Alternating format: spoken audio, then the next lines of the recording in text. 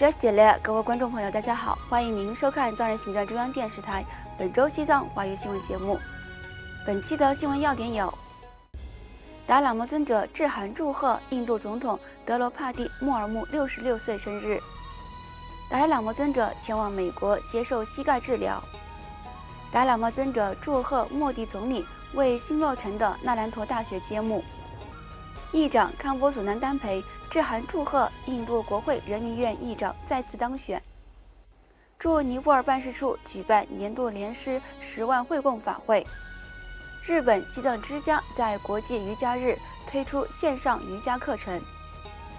驻台湾代表格赞坚参拜会台湾内政部政务次长。下面请看详细内容。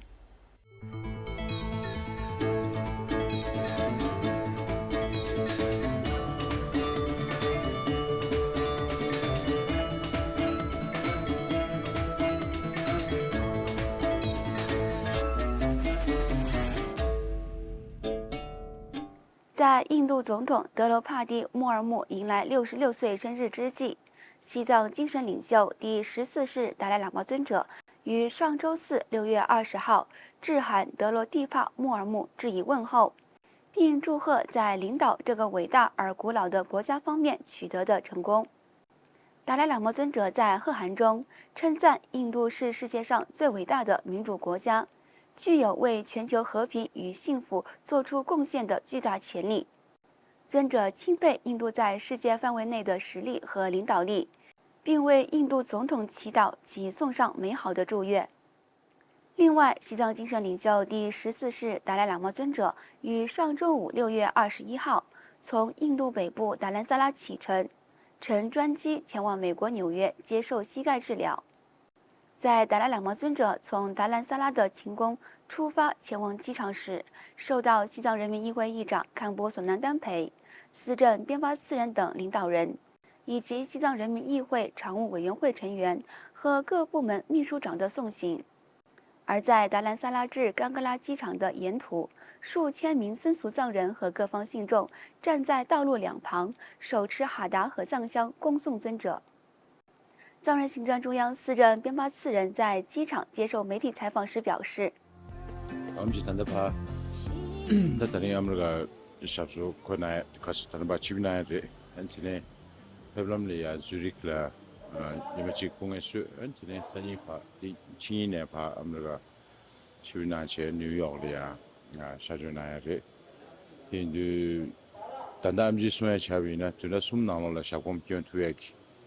데리지기 손대도 진주 선바니 간교교직 다등산 취재다 맨다 저도 시다 야타주야래 진배선도 예마다 저기요 말에 아니 간교고직 사야다 간 뉴유직 결혼식 공에 구수수연의 주 그게 제림도 좀 이제 단다 가야 저기요 말에 단다지 결혼식 그 출시랑 아도지기 시험바 단다 미세 간주다 가리 중국 요바 있네 이게 상물로 결혼식 구수 수기 에는 콘조렌 뉴스 연구도 들바베기 한 갑지도 중진남부스 공고 수시에 다 주그리 신수야。达赖喇嘛尊者于22号抵达瑞士苏黎世，受到来自瑞士和欧洲各国藏人和支持者的隆重迎接。在苏黎世短暂停留1天后，尊者在时隔7年后，于6月23号上午乘专机抵达美国新泽西州的泰罗波罗机场，受到藏人行政中央驻北美办事处代表郎杰曲珠、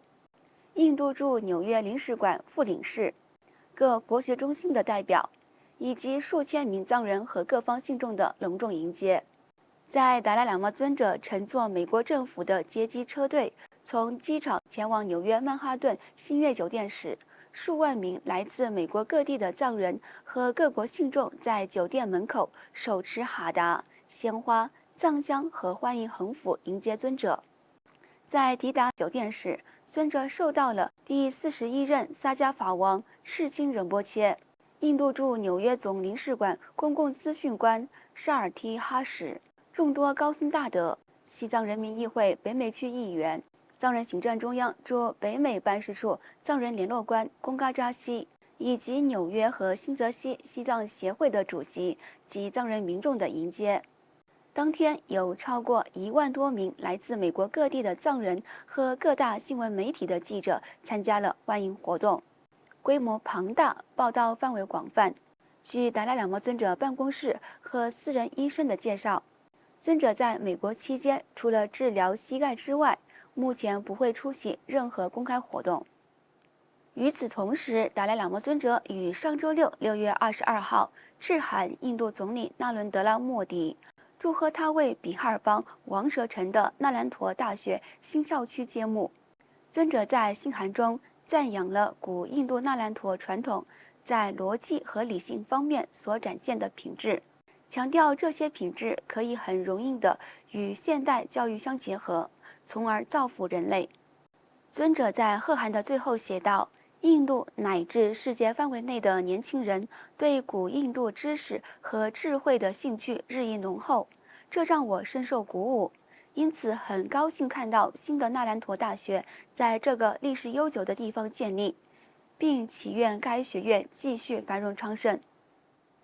此外，西藏人民议会议长康波索南丹培于本周三6月26号致函奥姆贝拉，祝贺他再次被当选为印度国会人民院议长。议长在贺函中写道：我代表第17届西藏人民议会和全世界的藏人，祝贺您连续2届当选为印度国会人民院议长。新的当选清楚地反映了您的领导能力和人们对您的信任。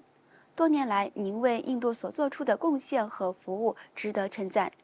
议长最后感谢印度人民和政府在过去的60多年里对达赖喇嘛尊者和流亡藏人社区的盛情款待，以及对西藏自由事业的坚定支持。另外，藏人行政中央驻尼泊尔办事处与加德满都马哈古鲁会供法会组织委员会联合于6月14号至17号在加德满都的雪谦丹尼达杰林寺举办了1年1度的莲师10万会供祈愿法会。来自加德满都及周边16个不同寺院的高僧大德及1000余名僧尼参加了为期4天的法会。在法会最后一天，与会僧俗信众为达赖喇嘛尊者念诵了药师佛心咒，祝愿尊者长寿安康。与此同时，日本西藏之家于上周五6月21号国际瑜伽日通过网络视讯举办瑜伽课程。来自加利福尼亚州加森学院的格西恰布仁波切向来自日本各地的瑜伽爱好者教授了藏式瑜伽等课程。藏人行政中央驻日本代表采汪加布阿若亚博士向与会学员们表示欢迎，并介绍了授课老师格西恰布仁波切和日语翻译竹下游历。而格西恰布仁波切在授课时向与会学员教授了9式呼吸练习和藏式瑜伽，以及介绍了学习藏式瑜伽的各种技巧。请继续收看本期节目的最后一则消息。藏人行政中央驻台湾办事处代表格桑坚参于上周二6月18号上午拜会了台湾内政部政务次长马世元、移民署移民事务组李希仁科长及相关工作人员，讨论了流亡藏人在台湾申请居留证时所面临的困难及解决办法。在会议期间，代表格桑坚参提出了流亡藏人因台湾教育部于5月1号发布对持有旅行证件的无国籍人士和学生的限制而遇到的挑战表示担忧。